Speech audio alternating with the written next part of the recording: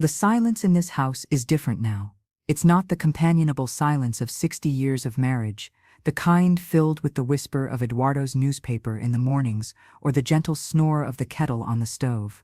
This silence is hollow, an emptiness that echoes with the aftermath of a lie so monumental that sometimes, just sometimes, it seems impossible it ever fit within these beloved walls. It is the silence that truth left behind, and truth, I have discovered, is much heavier and darker than any absence. Today marks exactly 3 months since the phone rang, shattering the peace of an ordinary Friday.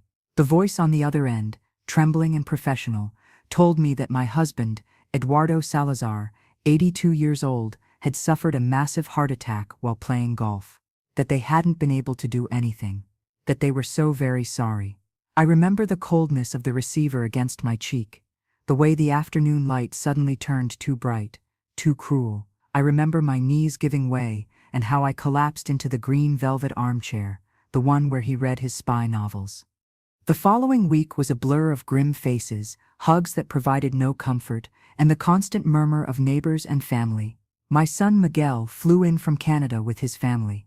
My daughter Elena never left my side. She was the one who handled the funeral arrangements, because I could only stare at the black and white photograph of Eduardo on the mantelpiece. In it he is smiling, with that mischievous glint that always gave him away, a glint that now, in retrospect, feels like a mockery. The funeral was a closed casket. Due to the shock, the grief, they said, a sealed coffin that supposedly contained the remains of the man with whom I shared my life. 60 years, 60 springs, summers, autumns, and winters. We raised 2 children together. We buried our parents together. We built this life, brick by brick, memory by memory. And then, the letter arrived. It wasn't a normal letter. It was a thick envelope, made of expensive, watermarked paper, with the letterhead of a law firm, not ours. My heart gave a foolish lurch, an undisclosed inheritance, a secret. With trembling hands, I opened it. Inside was not a will, it was an invoice, a bill from a luxury travel agency, for a cruise, the Serenity of the Seas, sailing from Barcelona in 2 weeks, and the reservation was made in the name of 2 people, Eduardo Salazar and a woman named Silvia Montenegro. The date of the booking was 1 week before his death. The world stopped, the floor beneath my feet disappeared. It wasn't grief I felt now. It was something else, something deeper and more poisonous. A cold rage. Silvia Montenegro. The name sounded familiar. A vague memory of a company dinner. Years ago, a younger woman with an easy laugh and a bold gaze, one who always laughed a little too hard at my husband's jokes. Suddenly, all the little details clicked into place like pieces of a nightmare. His increasingly frequent business trips, his new interest in the gym, the way he would silence his phone when I entered the room. He hadn't died. My husband, the man I loved for 60 years, had faked his death. He had staged an entire theater of grief to run away with his mistress, to go on a cruise while I withered away in my sorrow. The invoice fluttered from my hands. I was no longer cold. I was hot, a furious heat rising from my stomach to my face. I looked around at this house we built together and saw only one enormous lie. And then, without thinking twice, I picked up the phone. I didn't dial my children's numbers. No, I dialed the number of the only person who knew Eduardo, as well as I did, perhaps even better in his darkest facets. His best friend since childhood, Roberto. Roberto answered on the second ring. His voice was hoarse, laden with that sincere grief I had believed was genuine. "Carmen, what's wrong? Are you all right, my dear?" "No, Roberto. I am not well." I held my breath. "Eduardo is not dead." There was absolute silence on the other end of the line, a silence that said too much. "Carmen? For God's sake, the grief is not making me see things." I cut in, with a voice I didn't recognize as my own. "I just found the invoice for a cruise, him and some woman named Sylvia, booked before his heart attack." Roberto said nothing. Only a choked sigh escaped him. "You knew, didn't you, Roberto?" The question fell like a slab of stone. Another silence. Long, heavy. Finally, a broken word. "Yes." That single word pierced my heart more deeply than the news of his death. Roberto knew. He had been an accomplice. He had been there at the funeral, squeezing my hand, looking me in the eye and lying. Why? I managed to whisper, my throat tight. He was madly in love with her. Carmen. It had been years. He didn't know how to leave you. You are his stable life. His rock. This, the heart attack, was her idea. A drastic way to make a clean break. He didn't want to hurt you so much, I swear. And this isn't hurt? I screamed, breaking apart, leaving me here thinking he was dead, mourning him. It's monstrous. I know, murmured Roberto, and his voice sounded truly anguished. It was madness, a cowardly act. But he's not the same, Carmen. That woman has him spellbound. Rage clouded my vision. I took a deep breath, counting to 10, and then, the idea formed in my mind, complete, terrible, and perfect. Roberto, listen to me carefully. I'm going to tell you something, and you will do exactly what I ask. Don't fail me again. What are you going to do, Carmen? I'm going to give him what he deserves. If Eduardo wants a cruise to start his new life, I'll give it to him, but it won't be the trip he expects. I paused, staring at the wedding photo on the mantelpiece. You are going to call that travel agency. You are going to use your contacts, like you always do, and you are going to get me 2 tickets for that same cruise, for the same date. One for me, and one for you. For me? Carmen? You're crazy. I can't. Yes, you can. I snapped, with an authority I hadn't used since the children were small. You are coming with me. You were his accomplice in the lie. Now you will be my accomplice in the truth. I need you to be there. I need a witness, and I don't want to be alone. Roberto was silent again. I could almost hear his mind working, the conflict between his loyalty to Eduardo and the guilt that must have been eating him alive. What will you do when you see him? He asked. Finally, in a thread of a voice. That is none of your business. Just get me the tickets. First class, like he likes. I want him to see me arrive. I want him to know, from the very first second, that his lie is over. I hung up without waiting for his answer. I knew he would do it. Guilt is a more powerful motivator than loyalty. The next 2 weeks were a whirlwind. On the outside, I continued to play the part of the grieving widow. I accepted condolences with my head bowed, but inside, I was burning. Every tear people pitied was fuel for my fire. Roberto called me the next day. The tickets were confirmed. We had cabins next to theirs.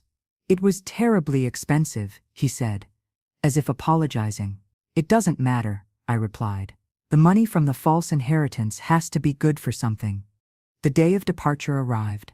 I packed simple linen dresses and the swimsuit Eduardo had liked to see me in. I also packed our wedding photo. I was going to need it. Roberto picked me up in a taxi. He looked like he had aged 10 years. His hands were shaking. Carmen, we can still turn back, he said, his voice broken as the taxi approached the port. I looked out the window. The white giant of the Serenity of the Seas rose against the blue Barcelona sky. My heart beat with a quiet fury. No, Roberto, we are not turning back. He used up all the time I granted him, 60 years. Boarding that ship was like entering the lion's den. Everything was luxury and artificial joy, tanned people with cocktails in their hands, laughter, music, and me, an 82-year-old woman with my heart in pieces and a plan in my mind. Our room was beautiful, with a private balcony. Roberto locked himself in his, saying he was recovering from seasickness. I knew it was pure guilt. I changed my clothes. I put on a light blue dress, simple but elegant. I fixed my hair carefully. I put on lipstick, a little blush. I didn't want to look like a ghost. I wanted to look like a woman, the woman he had betrayed. And then, I went out. I walked the decks, my heart in my throat. I knew it was only a matter of time. The ship is big, but not infinite. And it happened. It was at the main pool. He was reclining on a lounger, wearing huge sunglasses, but I would have recognized him anywhere. The curve of his shoulder, the way he held his chin while he laughed, and next to him, her, Sylvia, younger than I remembered, in a ridiculously small bikini for her age, She was laughing, leaning toward him, with a hand on his chest. I stood still, watching them, watching the life he had stolen from me, the peace he had shattered, and then I took a deep breath and walked toward them. Each step was an eternity. The noise of the environment faded. I only heard the beat of my blood in my ears. I stopped right beside his lounger. The shadow I cast over him made him look away from Sylvia and look up. At first, nothing happened. Just confusion. His eyes behind the dark lenses, squinting in the sun, then a blink. Another. And suddenly, his body tensed in such a way that it seemed he had received an electric shock. He ripped off his sunglasses. His face, tanned and relaxed seconds before, twisted into a mask of pure terror. "Carmen," he managed to stammer. His voice was a wisp of air, unrecognizable. "My God, Carmen." Sylvia sat up, frowning. "Honey, who is this lady?" But Eduardo couldn't answer. He was looking at me as if he were seeing a ghost, and in a way he was. I was the ghost of the life he had tried to bury. "Aren't you going to introduce your friend Eduardo?" I said, with a calm that surprised even me. My voice didn't tremble. It sounded clear and cold, like glass. He was still speechless, gaping. His skin had paled beneath the tan. He was gasping. "Eduardo, what's wrong? Are you feeling okay?" asked Sylvia, alarmed, touching his arm. He brushed her hand away as if it were burning him. "Come on, dear," I continued, with a sweet and terrible smile. "Don't be left speechless. After all, it's not every day you run into your dear wife, especially when she's supposed to be mourning your death." Sylvia's eyes widened like saucers. Understanding, mixed with horror, spread across her face. She looked at Eduardo, then at me, and then back at him. What is this woman saying, Eduardo?" But I didn't take my eyes off my husband. Off my late husband. "She is telling you, Sylvia, that the man you ran away on a cruise with is a coward and a liar." I paused, letting each word sink in, "and that his widow has just come on board to thank you personally for the flowers and to wish you a very, very happy voyage." Eduardo finally found his voice. It was rough, torn. "Carmen, please. I can explain." "Explain what, Eduardo?" I retorted, and for the first time emotion broke through the icy surface of my voice. "How you faked your death. How you let your children cry. How you let me rot in my grief while you slept with her." I pointed at Sylvia with a nod of my head. People around us were starting to stare. The murmurs grew. "Please, Carmen, don't make a scene," he begged, lowering his voice. "A scene." I let out a bitter laugh that sounded more like a sob. "And what was your funeral, Eduardo? Was that not a scene? It was the theatrical performance of your life." I took a step closer. He shrank back in the lounger. "Let me tell you something. I'm not here to yell at you. I'm not here to cry. I've already done that, and you robbed me of even that right." I took a deep breath, holding back the tears that threatened to fall. "I am here to remind you of who you are, or who you were. The man who vowed to love me until death did us part. Well, look at that. Death was just an option for you, wasn't it? A convenience." Sylvia jumped to her feet. "This is outrageous. Eduardo, tell this woman to leave." I turned to her. I looked her up and down, and I felt pity, a deep, contemptuous pity. "You be quiet," I said to her, with a softness that was more terrifying than a shout. "You are just the consolation prize. The new toy. Enjoy it while it lasts. Because if he could do this to me, who was his life for 60 years, imagine what he will do to you when he gets tired of you." She froze, my words doing their work like termites, gnawing at her confidence. At that moment, Roberto appeared at the end of the deck. He was wearing a ridiculous hat, as if trying to blend in, but his rigid posture betrayed his panic.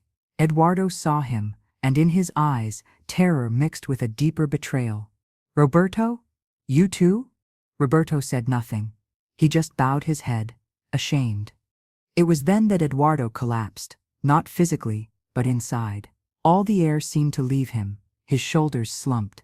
His gaze, which had been full of fear, filled with something worse, shame, and abysmal shame. "Carmen, I'm sorry," he murmured, and this time, his voice sounded ancient, worn out. "I don't know what came over me. It was madness. I looked at him. At this scared old man, who no longer resembled the thin young man full of dreams I had married, and instead of the victory I had expected to feel, I only felt an enormous emptiness, a black hole, where my love used to be. "Don't tell me you're sorry, Eduardo," I whispered, my strength suddenly abandoning me. "That hurts more than the lie." I turned around. The noise of the ship flooded my ears again, the laughter, the music. I started walking, away from them, not toward any particular place, just away. I hadn't finished. I knew that. This was just the first act, but the confrontation, the moment I had imagined over and over with rage, had happened, and instead of relief, it only left a bitter taste and the certainty that even if I had won this battle, I had lost the war a long, long time ago. The war for the man I loved, the man who for me had truly died on a golf course 3 months ago. What remained here was just a stranger I was going to have to face for the next 10 days in the middle of the sea with no way to escape. And the worst part of all was that, deep in my soul, there was still an ember of that love, an ember that burned and scorched me from within, reminding me that the pain of losing him had not disappeared. It had only transformed into something much more complicated and heartbreaking. I walked aimlessly, feeling the stairs like pinpricks on my back. The blue dress which I had chosen with such care now seemed ridiculous to me. What was I trying to prove? That I could still be elegant, that his betrayal hadn't broken me. A lie. I was shattered inside, and every step was a superhuman effort. I reached the railing at the stern, away from the poolside bustle. The sun was beginning to set, staining the sea gold and blood. The salty wind whipped my face, drying the tears that finally dared to fall. They were not tears of pain, but of rage, a helpless, bitter rage. And now what? What was I supposed to do? Continue with this absurd journey, stalking them like an avenging ghost? The idea disgusted me suddenly. That wasn't me. For 60 years I had been Carmen Salazar, the faithful wife, the dedicated mother, the kind hostess. What had I become now? A shadow full of resentment. Suddenly, I felt a presence beside me. I didn't need to turn around to know who it was.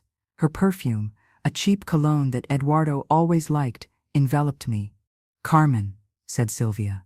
Her voice was no longer that of the confident mistress, but trembling, full of contained fury. "We need to talk." I dried my eyes with the back of my hand and turned slowly. She was pale. Her arms crossed over the scant bikini. She looked like a frightened child, dressed as a femme fatale. "We have nothing to talk about, dear," I replied with infinite fatigue. "Everything you needed to know you've already seen." "What do you want?" she spat, her eyes blazing. "Money? Revenge? What the hell do you expect to achieve with this?" I looked at her with curiosity. In her eyes there was no evil, only a profound stupidity and a primal fear. She was like a cornered animal. "Do you think this is a plan, Sylvia? Do you think I schemed all this to ruin your trip?" I let out a sigh that came from the depths. "I found an invoice your lover, stupidly, left in sight. I came on this ship because I didn't know what else to do, because the pain drove me mad." She watched me, bewildered. She expected a witch, a schemer, and found herself with a tired old woman. "He loves me," she said, with a conviction that sounded like a learned mantra. "He says he felt dead with you, that I gave him back his life." The words cut through me like knives, but I was no longer bleeding. I was anesthetized. "Life," I repeated, looking at the horizon. "Is this life, Sylvia? Running away like thieves? Faking a death? Is that what he calls living?" I turned to look at her squarely. "Eduardo doesn't love you. He uses you. He uses your youth, your stupidity, to deceive himself into thinking he's not an old man running from his own old age and from his own death." "That's not true," she cried, but her voice broke. He's going to divorce you, when things calm down." "What things, girl?" I asked softly. "My mourning? My children's grief? That has to calm down so he can make official his new life." I shook my head. "No, there's no going back from this. What he has done is unforgivable, not by me, but by them, by our children." The mention of the children seemed to hit her with force. She paled even more. "Miguel, Elena," she murmured, as if only then realizing the true scope of the lie. Yes, I confirmed, bitterly. Miguel and Elena, who cried for a father who was here, drinking cocktails with you. What will you tell them when you meet? Hi, I'm the woman your father made you cry for. She recoiled a step, as if I had spat at her, her bravado completely deflated. Now she was just a frightened woman. I didn't want this, she whispered, looking at the sea. He told me you were a cold woman, that you didn't understand him, that your marriage had been a farce for years. And then, she said it, the phrase that ignited the fuse of what was left of my patience. He said it had been over 10 years since you shared a bedroom. The world stopped, the noise of the ship, the wind, everything disappeared. Only that phrase existed, floating in the air between us. 10 years. 10 years since Eduardo had his first heart scare, since the doctors recommended avoiding strain. Since, for comfort and because his snoring, which worsened with age, he started sleeping in the guest room. A practical decision. Comfortable. It never occurred to me, it never crossed my mind. And he had used that. He had taken an agreement between elderly people, a simple matter of logistics, and turned it into proof of an emotional death. He had sold it to this woman as if I had rejected him, as if I had exiled him from my bed. The rage I felt then had no name. It was a white, blinding hurricane. Get out of my sight, I said in a voice so low and icy that even I shuddered. Right now. But now, I screamed, and the scream came from such a primitive and painful place that she flinched and without another word, turned and almost ran down the deck. I stood there trembling, gripping the railing so hard my knuckles turned white. 10 years. That was the lie that had supported everything. The justification he had given his mistress, and perhaps the one he had given himself to not feel like the villain of this story. Suddenly, a warm hand rested on my shoulder. It was Roberto. He had witnessed everything from a distance. His face was pale, marked by anguish. Carmen, I'm sorry. I didn't know she was going to tell you that. I turned to him. I could no longer contain it. The tears flowed uncontrollably, mixed with sobs of rage and a renewed, sharper pain than ever. Did you know, Roberto? I shouted, hitting his chest with my weak fists. Did you know he used that as an excuse? That he painted me as a cold shrew? He didn't defend himself. He took the blows, his eyes also filled with tears. No, Carmen. I swear. I didn't know the details. I only knew that he felt alone, that he said there was no spark left. Spark! I shrieked, and people on the deck began to stare openly. We are 82 years old, Roberto. At our age, the spark is being able to drink a cup of tea without your bones hurting. It's remembering the names of things. It's having someone by your side who reminds you of who you were. I collapsed against him, exhausted. Roberto put his arms around me, and for the first time in 3 months, I let myself be hugged. It wasn't my husband's embrace, but it was a human, warm embrace, and at that moment, it was the only thing keeping me afloat. I know, Carmencita, he murmured against my hair, using the nickname he had given me when we were young. I know he's an idiot, a selfish, cowardly idiot. We cried together, the two old friends, betrayed by the same man, and amid that pain, a cold, clear determination arose within me. This could not end like this. I could not allow that lie about the 10 years, about our marriage, to become the official truth, not for me, but for the memory of what we truly had, for the good years, the years of real spark, of laughter and children and struggle side by side. I pulled away from Roberto, wiping my face with determination. Let's go, I said. Where? He asked, confused. To change clothes, and then to dinner. To dinner? Carmen, are you sure? They will be there, in the main dining room, I said, with a new calm, and we will be there too. We are not going to hide. We are not going to eat in the room like criminals. We are going to sit at our assigned table, and we are going to have dinner, and we are going to talk, and we are going to laugh, if we have to. Roberto looked at me as if I had gone mad. Laugh? Yes, Roberto, because I have done nothing wrong. You, deep down, haven't either. You were just loyal to a friend who didn't deserve it. He is the one who should be hiding. He is the one living a lie. I took his hand. It was an old hand, stained by age, but firm. I will not allow him to steal my dignity too, or my dinners. He watched me for a long moment, and then a timid smile full of admiration and something that looked like hope appeared on his lips. You're right. You are absolutely right, Carmencita. He squeezed my hand. Let's have dinner, and if I have to, I'll break his face, even if my arthritis hurts. For the first time in a long, long time, I felt a genuine smile touch my lips. It wasn't of joy, but of complicity, of renewed strength. The battle was not over. It was just changing fields. And this time I was not going to fight with the weapons of revenge, but with the only ones that had always defined me, truth and dignity. The main dining room was a universe of luxury and frivolity that felt completely alien. The sound of the orchestra, a soft waltz, mixed with the murmur of conversations and the clinking of crystal. Every step was an effort. I felt the stares, real or imagined, piercing the back of my neck. Had they seen us? Had word of the scene at the pool spread?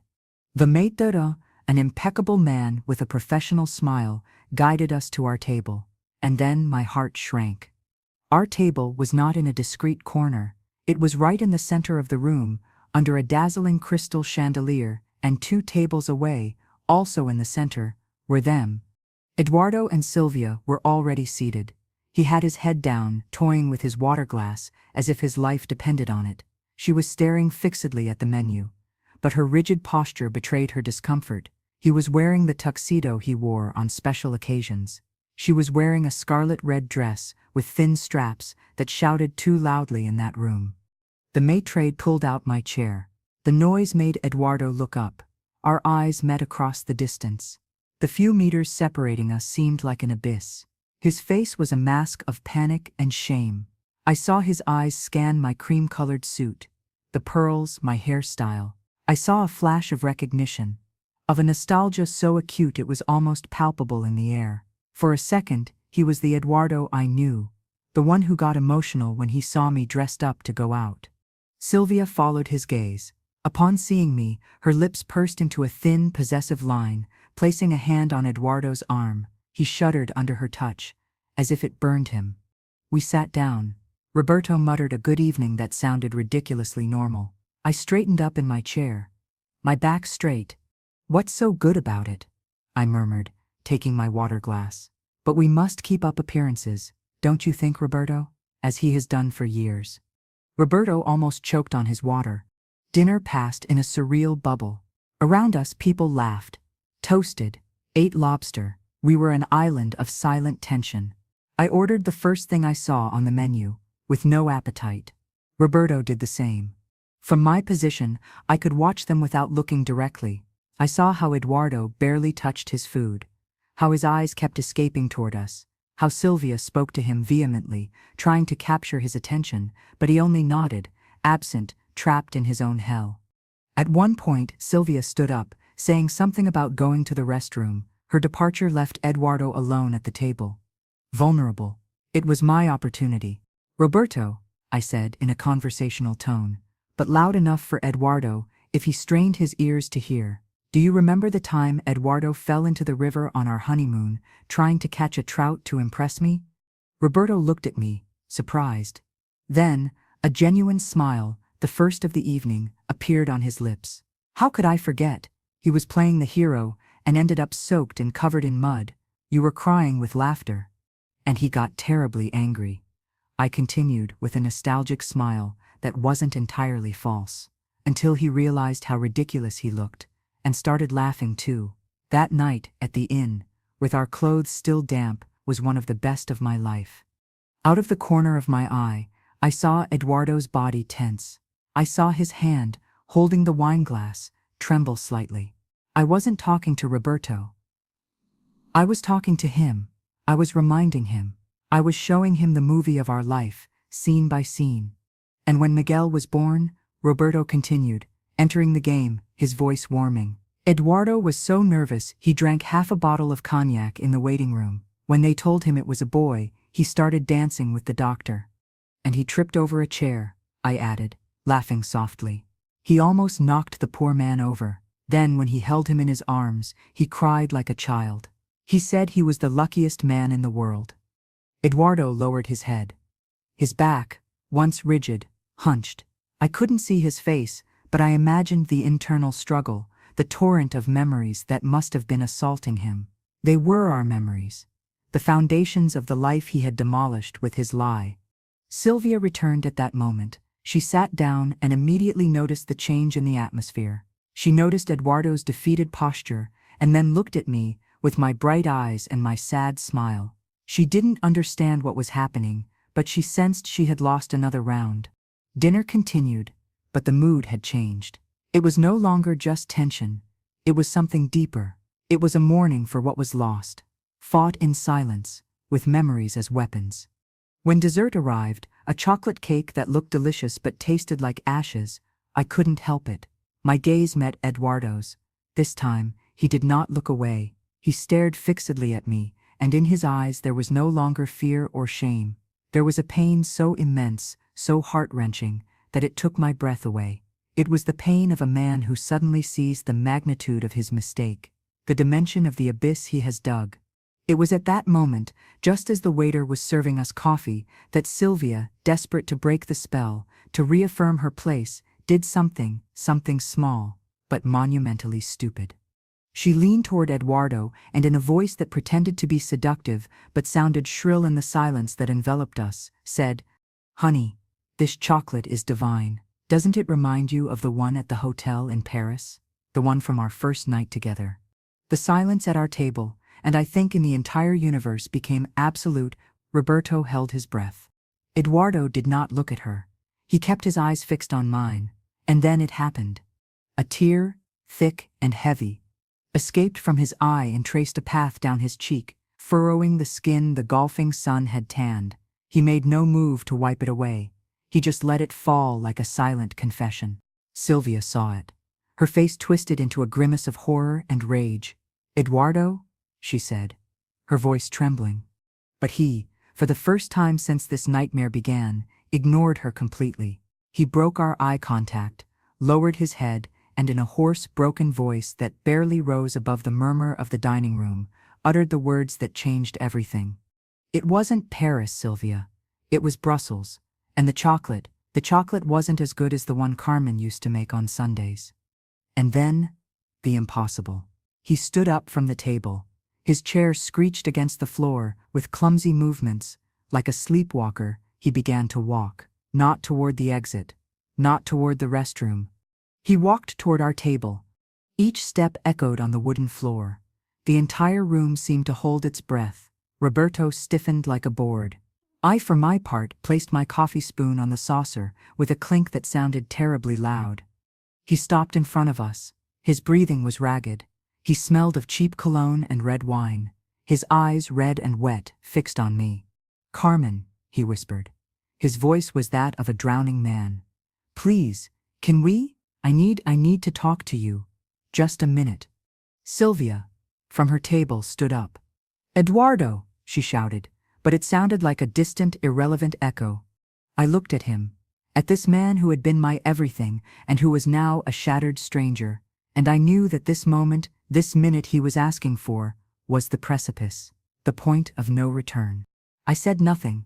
I just nodded slowly, stood up, and without looking back, followed my late husband out of the dining room, leaving behind a dumbfounded Roberto, a hysterical Sylvia, and hundreds of eyes following us, witnessing the dramatic end of a lie and the painful beginning of a truth that promised to be even more heart-wrenching.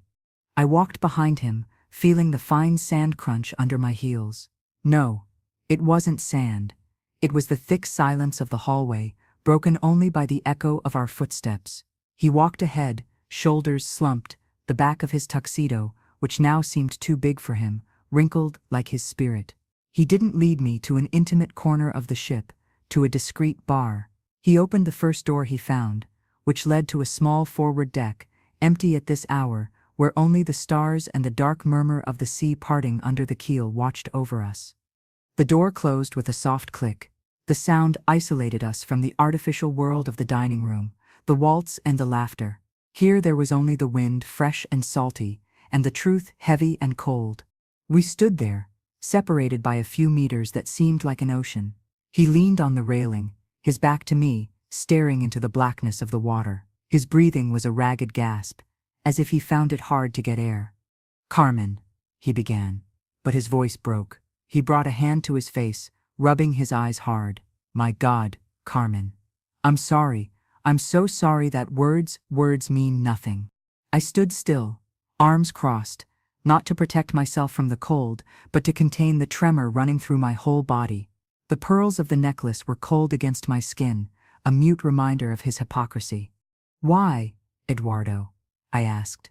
My voice sounded flat, empty of the rage I had felt hours before. Now I only felt an infinite tiredness. "Don't tell me it was because of Sylvia. That's a child's excuse. A man doesn't fake his death for an affair." He turned slowly. In the dim light of the moon and the ship's lights, his face was deeply lined, shadowed in ways I didn't remember. He seemed to have aged 20 years in one night. It was out of fear," he whispered, and his eyes, full of genuine and profound pain, met mine. For the first time in years, I didn't see the successful businessman, the family man, the amateur golfer. I saw a frightened man. Fear of this, Carmen, of old age, of death. He gestured around him, to the ship, to the sea, with a vague, desperate gesture. "All this is a farce to deceive myself, to believe I could still start over, that I wasn't an old man nearing the end of the road." "And me?" I asked.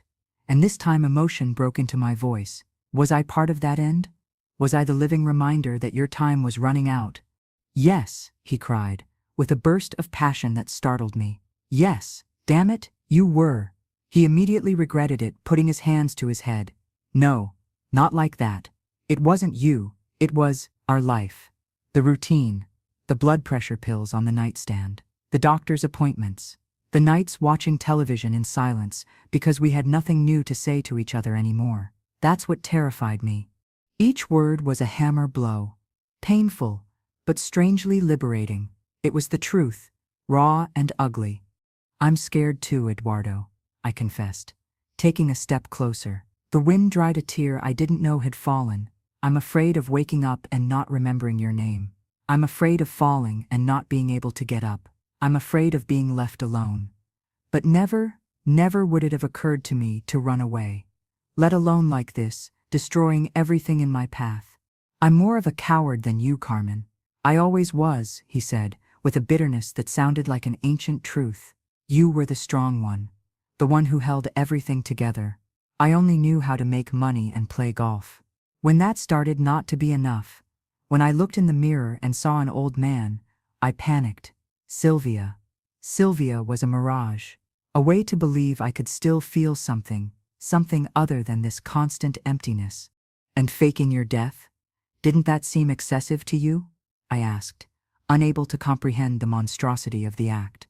"It was her idea," he admitted, ashamed, looking at the ground. "A madness, a monumental stupidity. I was so lost that I said yes. I thought it was the only way out. A clean break. I didn't think about the pain it would cause. I swear I didn't think about Miguel, about Elena, about you. I only thought about my fear." There was a long silence. The ship rocked gently. The waves broke against the hull with a rhythmic, soothing sound. "And now what, Eduardo?" I asked finally. "What are we supposed to do? Get off at the next port and go on with our lives? You with your mistress and me, with what? With the memory of a husband who preferred to be dead than to grow old by my side?" He lifted his head, his eyes were flooded. "I can't," he said, with a firmness I hadn't heard in years. "I can't go on with this. Seeing you there, remembering what I did, is a hell worse than any fear of old age." He approached me, slowly, as if afraid of me. He stopped a step away. I could smell his cologne, mixed with sweat and wine. I could see every pore of his skin, every mark of the years we had shared. "I ruined everything, didn't I?" he whispered, and his hand rose, trembling, as if wanting to touch my cheek, but it stopped inches away, not daring.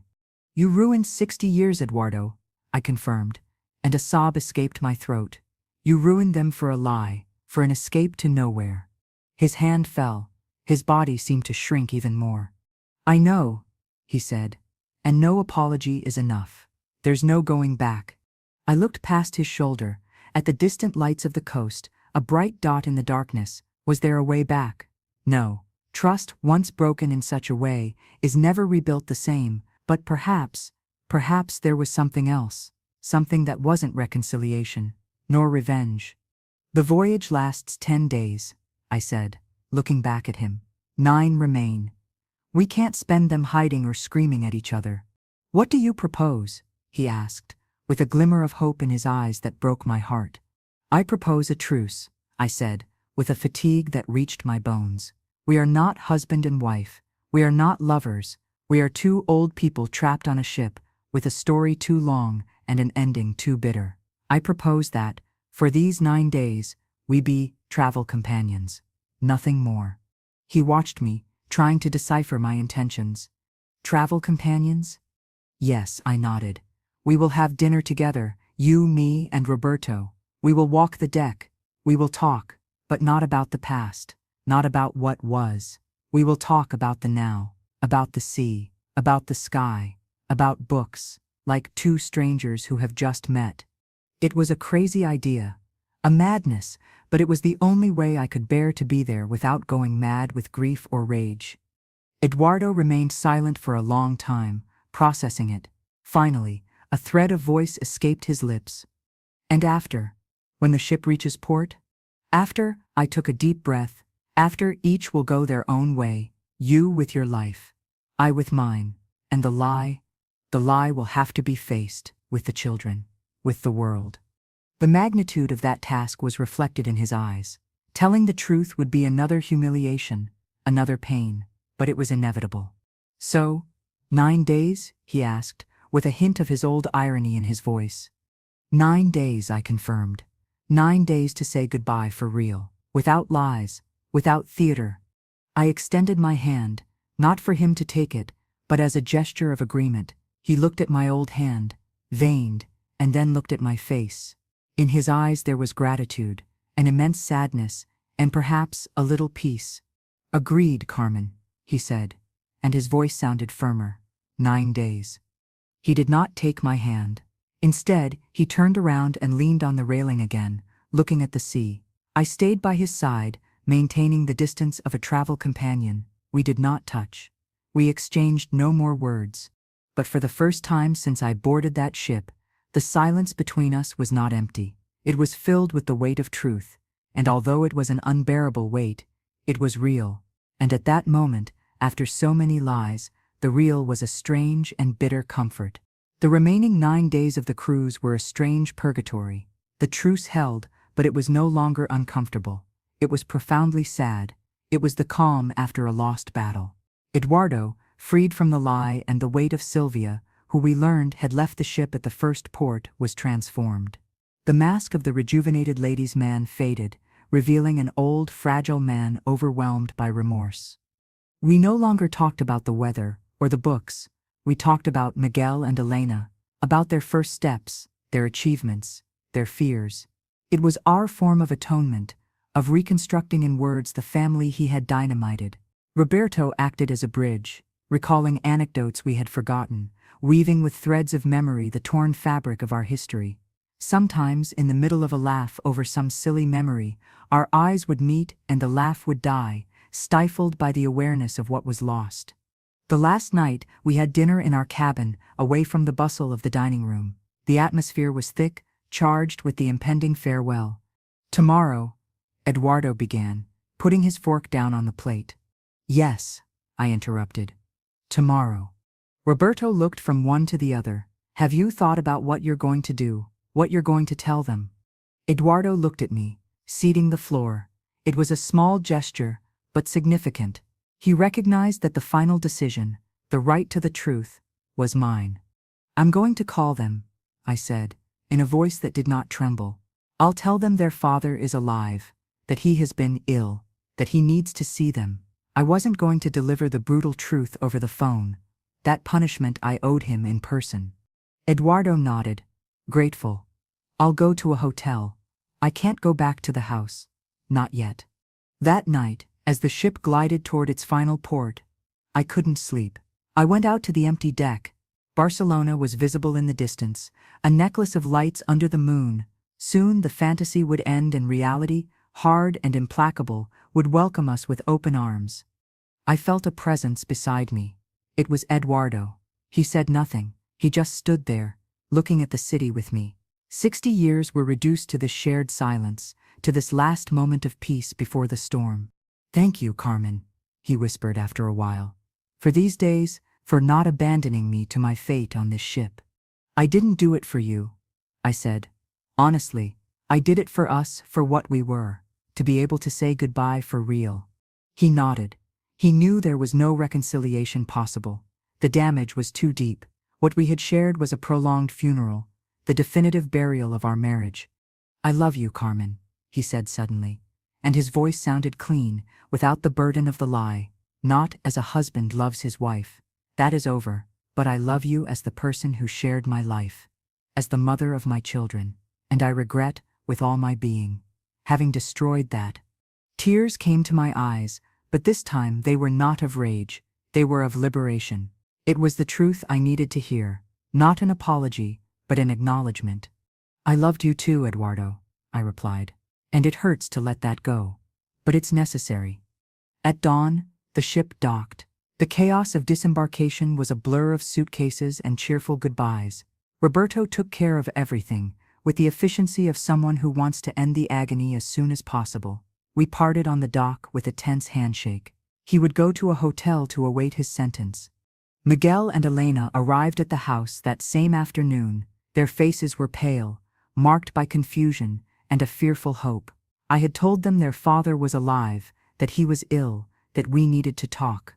When they entered the living room, the same one where we had received condolences, the atmosphere was so thick you could cut it with a knife. "Mom, for God's sake, what's going on?" asked Miguel, his adult voice suddenly sounding like that of a frightened child. Elena hugged me, seeking comfort. "Is Dad okay? Where is he?" "He's fine, physically," I began, guiding them to the sofa. I took a breath. There was no easy way to do this. "What I'm going to tell you will hurt you terribly, and I ask you to let me finish." And then, with the simplest and most painful words I have ever had to utter in my life, I told them the truth, not with rage, not with bitterness, but with a deep sadness. I told them about their father's fear, his cowardice, Sylvia, the cruise. I told them about my pain and my rage. And I told them about the 9 days on the ship, the truce, the broken and remorseful man who now waited in a hotel to see them if they allowed it. The silence that followed was more eloquent than any scream. Miguel got up and went to the window. His fists clenched. Elena began to cry. A silent, heart-wrenching cry that came from the depths. "He faked his death?" said Miguel, without turning around. His voice trembled with anger. "He put us through all that to leave with another woman?" "Yes," I confirmed, my head bowed. "And you went after him?" asked Elena, between sobs. "On the cruise?" "I went to confront him, to face the truth, for myself and for you." Miguel turned around. His eyes were red. "I don't want to see him, not now. Maybe never." Elena looked at me, her face bathed in tears. "Is he very bad, Mom?" "Yes, darling," I whispered. "He is shattered. Remorse is consuming him." 2 days passed, long, silent days, filled with tears and unanswered questions. I gave them their space. I did not pressure them. The decision to forgive, or at least to listen, had to be theirs alone. It was Elena who on the 3rd day came to my room. Miguel followed her, his face still closed, but no longer with anger, rather with a profound disappointment. "We're going," said Elena. "To see him, to listen to him, not for him, for us. To close this." The trip to the hotel was in silence. The suite where Eduardo was staying was luxurious but cold, impersonal, like his new life. When he opened the door, I held my breath. He looked like he had aged 10 more years. He wore the same wrinkled clothes from the last few days and had the look of a man who hasn't slept in weeks.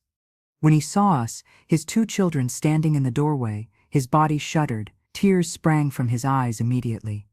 "Miguel, Elena," he stammered, not daring to touch them.